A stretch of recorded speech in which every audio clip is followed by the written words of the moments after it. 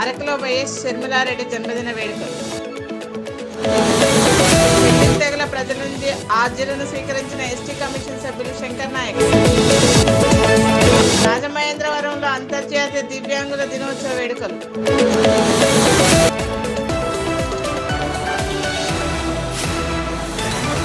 అనకాపల్లిలో ధనుర్మాసం వేడుకలు ఘనంగా ప్రారంభమయ్యాయి. మత్స్యావతారంలో శ్రీ వెంకటేశ్వర స్వామి భక్తులకు దర్శనమిచ్చారు. ఆంధ్రప్రదేశ్ రాష్ట్ర అర్చక ఎగ్జామినర్ రేచేటి గోపా అప్పలచారిలు ఈ వేడుకలను ప్రారంభించారు. వచ్చిన భక్తులతో ఆలయ ప్రాంగణం అంతా ఆధ్యాత్మిక శోభను సంతరించుకుంది. అరకులో కాంగ్రెస్ పార్టీ కార్యాలయంలో పిసిసి అధ్యక్షురాలు వైఎస్ షర్మిలారెడ్డి జన్మదిన వేడుకలు ఘనంగా నిర్వహించారు. ఈ సందర్భంగా ఏపీ కాంగ్రెస్ పార్టీ ప్రధాన కార్యదర్శి పాచిపెంట శాంతకుమారి మాట్లాడుతూ వైఎస్ షర్మిలారెడ్డి వల్లనే రాష్ట్రం అభివృద్ధి పదంలో నడుస్తుందని చెప్పారు. ప్రజలు కాంగ్రెస్ పార్టీని ఆదరించాలని కోరారు. రాష్ట్ర నలుమూలల్లో కూడా ఈ జన్మదినాన్ని పురస్కరించుకుంటూ వైఎస్ షర్మిలారెడ్డి గారు ఆంధ్రప్రదేశ్ రాష్ట్రానికి పాదయాత్రతో స్టార్ట్ చేసి చరిత్రగా మిగిలిపోయే విధంగా తండ్రికి తగ్గ కుమార్తె కూడా అదే బాటలో నడవాలని కోరుకుంటూ రాష్ట్రానికి ముఖ్యమంత్రి అవ్వాలని నా యొక్క ఆశాభావం, మా కాంగ్రెస్ పార్టీ శ్రేణుల ఒక ఆశయం.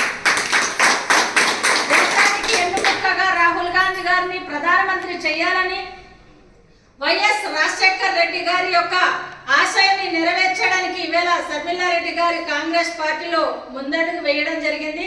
కనుక అదే బాటలో మనమందరం కూడా నడుచుకుందామని తెలియజేస్తూ మరోసారి మా యొక్క కాంగ్రెస్ పార్టీ నుండి, కాంగ్రెస్ కమిటీ నుండి హృదయపూర్వక జన్మదిన శుభాకాంక్షలు తెలియజేయడం జరుగుతుంది.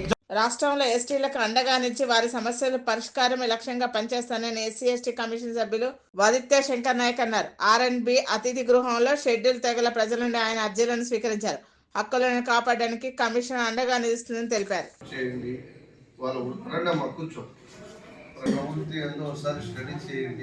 స్టడీ చేసి వాళ్ళందరికీ కూడా ఫస్ట్ ఆఫ్ ఆల్ గుర్తింపు కార్డు ఇవ్వాలి. ఆల్రెడీ మనం ఫిషర్మెన్ పెన్షన్ ఇస్తున్నాం. అవునా? 50 ఏళ్ళకి ఓల్డ్ ఏజ్ పెన్షన్ సార్. 50 ఏళ్ళకి fisheries department pension already eligible 3 pension ఇస్తున్నాం. మరి ఇవ్వాలి అంటే ఇదంతా ప్రభుత్వాలు తీసుకోవాల్సినటువంటి నిర్ణయాలు, అధికారులు తీసుకోవాల్సినటువంటి నిర్ణయాలు. ఇప్పుడు మీలాంటి వాళ్ళు నాలాంటి వాళ్ళు కాదు, ఇవన్నీ ప్రభుత్వము పెద్దలు తీసుకోవాలి. ఇది మీది, ఇది వాళ్ళది, ఇది అందరిది అనే మాట వాళ్ళు చెప్పాలి. అది ఎక్కడ జరుగుతాం? నువ్వే మర్చికి రాసుకోకుండా ఏదో పేపర్ ఇప్పుడు ఎస్టీ కమిషన్ మెంబర్ అని అర్జీ కూడా రాసుకోకుండా పరిస్థితి. రాజమహేంద్రవరంలో అంతర్జాతీయ దివ్యాంగుల దినోత్సవం కార్యక్రమం జరిగింది. ఈ సందర్భంగా కలెక్టర్ ప్రశాంతి మాట్లాడుతూ రాష్ట్ర ప్రభుత్వం అర్హులైన దివ్యాంగులకు సామాజిక భద్రత పెన్షన్ కింద ఇంటి వద్దన 6,000 ప్రతి నెల అందిస్తున్నట్లు తెలిపారు. దివ్యాంగుల్లో ఉన్న సృజనాత్మక వెలుగు తీసి ప్రోత్సహించడం జరుగుతుందని చెప్పారు.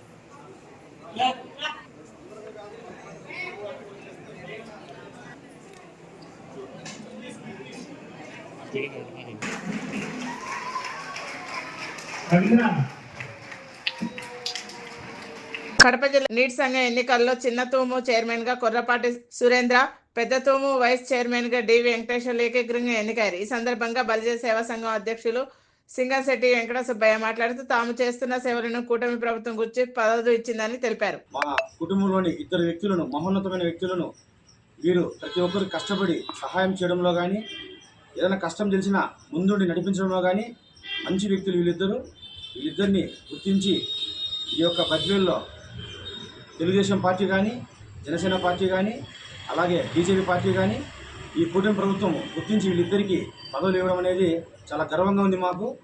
అలాగే మన తెలుగుదేశం విజయమ్మ గారికి ప్రత్యేక ధన్యవాదాలు. The one and only dynamic leader మా రితేష్ అన్న గారికి మా యొక్క బలి సంఘం తరఫున ప్రత్యేక హార్దిక శుభాకాంక్షలు తెలియజేస్తున్నాను. ఎందుకంటే మా సంఘం ఏర్పడిన తర్వాత మొట్టమొదటిగా వచ్చినటువంటి మహోన్నతమైన పదవులు ఇవి. మా యొక్క కష్టాన్ని బద్వేలో మేము చేసే కార్యక్రమాలను లాస్ట్ టైం మా డివిజన్ చేసినటువంటి కార్యక్రమాలను ప్రతి ఒక్కరిని గుర్తుపెట్టుకొని దృష్టిలో ఉంచుకొని అతి త్వరలోనే ఈ పదవులు ఇవ్వడం అనేది జరిగింది. అందుకని మా రిజర్వేషన్కు మా సంఘం తరఫున ప్రత్యేక ధన్యవాదాలు తెలుపుకుంటున్నామన్నా. సిపిఎం పార్టీ కడప జిల్లా 12వ మహాసభలు జనవరి 4-5 తేదీలో నిర్వహిస్తున్నారని సిపిఎం జిల్లా కార్యదర్శి చంద్రశేఖర్ తెలిపారు. మొదటి రోజు జియాన్ కాలేజ్ వద్ద నుండి ఐటీఐ సర్కిల్ వరకు ర్యాలీ ప్రదర్శన నిర్వహిస్తున్నామన్నారు. కడప జిల్లాలో ఉక్కు ఫ్యాక్టరీని ఏర్పాటు చేయించడంలో ప్రభుత్వం వైఫల్యం చెందిందని విమర్శించారు. ఈ మహాసభల్లో మొదటి రోజు 4వ తేదీ జియాన్ కాలేజ్ నుంచి ఐటీఐ సర్కిల్ వరకు కడప నగరంలో పెద్ద ర్యాలీ ఉంటుంది. ఆ తర్వాత బహిరంగ సభ నిర్వహించడం జరుగుతుంది. ఈ బహిరంగ సభలో సిపిఎం పార్టీ కేంద్ర కమిటీ సభ్యులు ఎంఏ గఫూర్ గారు, సిపిఎం రాష్ట్ర కార్యదర్శి వర్గ సభ్యులు ప్రభాకర్ రెడ్డి గారు హాజరవుతారు ఉపన్యాసకులుగా. అలాగే జిల్లాలో ఉన్నటువంటి 36 మండలాల నుంచి సిపిఎం పార్టీ సభ్యులు, అభిమానులు, శ్రేయోభిలాషులు, అదే వివిధ కార్మిక, విద్యార్థి, యువజన, ఉపాధ్యాయ, అలాగే వ్యవసాయ కార్మిక, రైతు సంఘాలకు సంబంధించినటువంటి కార్యకర్తలందరూ పాల్గొంటారు ఈ బహిరంగ సభలో. ఈ బహిరంగ సభ అయిన తర్వాత రెండో రోజు 5వ తేదీన జిల్లా మహాసభ ప్రతినిధుల సభ జరుగుతుంది. ఈ సభలో జిల్లా సమగ్రాభివృద్ధిపైన పెద్ద ఎత్తున చర్చలు జరుగుతాయి, ప్రాంతాల వారీగా, రంగాల వారీగా. ఆ చర్చల్లో ఈ జిల్లా భవిష్యత్తు 3 సంవత్సరాలు చేయాల్సినటువంటి ప్రజా సమస్యలపైన ఉద్యమాల పోరాటాలు రూపకల్పన చేసి ప్రణాళికాబద్ధంగా ఉద్యమాల పోరాటాలు నిర్వహించడం జరుగుతుంది. ఇందులో ప్రధానంగా జిల్లాలో ఉన్నటువంటి ప్రాజెక్టులకు సంబంధించి కడప ఉక్కు ఫ్యాక్టరీ పార్లమెంటు చేత ఆమోదించబడి విభజన చట్టంలో చేర్చబడి రాష్ట్రపతి ఆమోదంతో వచ్చినటువంటి దాన్ని ఇప్పుడు గత 15 సంవత్సరాలుగా అమలు చేయకుండా దాటవేస్తూ ఉన్నారు కేంద్ర రాష్ట్ర ప్రభుత్వాలు. దాన్ని నిర్మాణం జరిగే వరకు పోరాటం అనేటువంటిది పెద్ద ఎత్తున భవిష్యత్తు 3 సంవత్సరాలు నిర్వహించబోతా ఉన్నాం. కడప జిల్లా బద్వేలులోని సోమశిల ముంపు వాసులకు ఉద్యోగాలు ఇప్పిస్తామని చెప్పి మోసం చేసిన జోగు రామస్వామిని అరెస్ట్ చేయాలని సోమశిల ముంపు వాసులు ప్రభుత్వాన్ని డిమాండ్ చేశారు. బద్వేల్ పట్టణంలోని తిరుమల తిరుపతి దేవస్థానం కళ్యాణ మండపం దగ్గర ధర్నా చేపట్టారు. ముంపునకు గురి ఆర్థికంగా ఇబ్బందులు పడుతున్న దాదాపు 364 మంది దగ్గర డబ్బులు వసూలు చేసి ఉద్యోగాలు ఇవ్వలేదని వారు మండిపడ్డారు.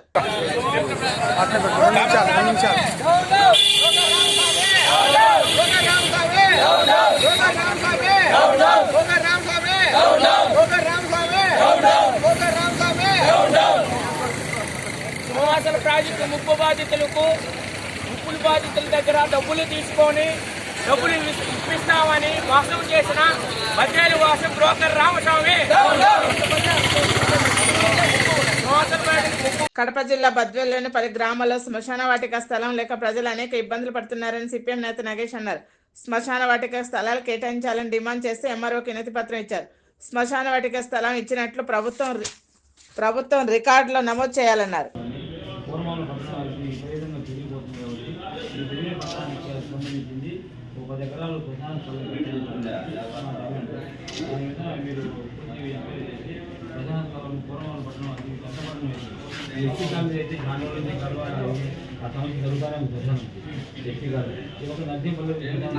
రాజమండ్రిలో దళిత యువకుడిపై జరిగిన సంఘటనపై ఢిల్లీలో ఎస్సీ కమిషన్ కు ఫిర్యాదు చేస్తామని మాజీ ఎంపీ మార్గాని భరత్ అన్నారు. కోటిలింగాల ఘాట్ నుండి 4th బ్రిడ్జి వరకు ఉన్న 15 ర్యాంపులలో డ్రైజింగ్ చేసి 800 లారీలు ప్రతిరోజు ఎమ్మెల్యే ఆదిరెడ్డి శ్రీనివాస్ అక్రమంగా తరలిస్తున్నారని ఆరోపించారు. బీసీ సామాజిక వర్గం పట్ల కూటమి ప్రభుత్వం అనగదొక్కే వైఖరి అవలంబిస్తుందని విమర్శించారు. ఇటీవల మనం సంఘటనలు చూసాం. ఇదే రాజమండ్రిలో ఒక దళిత యువకుడి పైన పోలీసులని ఉపయోగించి నగ్నంగా స్టేషన్లో నుంచోపెట్టి దళితుల యొక్క మనోభావాల్ని దెబ్బతీసే విధంగా వాళ్ళ యొక్క వాళ్ళకున్న వ్యక్తిత్వాన్ని హననం చేసే విధంగా ఏ రకంగా ప్రవర్తించారో సాక్షాత్తు ఢిల్లీ వెళ్ళి national human rights commission, national SC commission కలిసి వాళ్ళకి నివేదిక ఇచ్చి రికార్డెడ్ ప్రూఫ్ వారికి ఇవ్వడం జరిగింది. వాళ్ళు కూడా దాన్ని క్రైమ్ నంబర్ రిజిస్టర్ చేయడం కూడా జరిగింది. క్రైమ్ నంబర్ రిజిస్టర్ చేసి జనవరి 3వ వారంలో నేషనల్ ఎస్సీ కమిషన్ ఆంధ్రప్రదేశ్ రాష్ట్ర చీఫ్ సెక్రటరీకి, ఆంధ్రప్రదేశ్ రాష్ట్ర డీజీపీకి ఇద్దరికి నోటీసులు కూడా ఇవ్వడం జరిగింది. వీళ్ళిద్దరూ కూడా జనవరిలో ఇక్కడికి వచ్చి ఈ రాజమండ్రి ఘటన ఒకటే కాదు, రాష్ట్ర వ్యాప్తంగా ఎన్డీఏ గవర్నమెంట్ ఆంధ్రప్రదేశ్లో వచ్చిన తర్వాత ఏ రకంగా దాడులకు పాల్పడుతున్నారనేది ఆ అన్నాట్లపైన వచ్చిన కంప్లైంట్లు అన్నాట్లపైన విచారణ చేయబోతూ ఉన్నారు. నాకు ఒకటి అర్థం కాని అంశం ఏంటంటే, ఇప్పుడు దాకా సిఐ డైరెక్ట్గా తీసుకుని వెళ్ళి బట్టలు ఊడదీసి పోలీస్ స్టేషన్లో సెల్లో వేసి నుంచోబెట్టిన దానికి ఇప్పుడు దాకా ఏం యాక్షన్ తీసుకున్నారు? మేము 3 టౌన్ పోలీస్ స్టేషన్లో కేసు కట్టాం, దానిపైన ఎఫ్ఐఆర్ రిజిస్టర్ చేశారా? లేదు. Master key TV, please like, share and subscribe master key TV.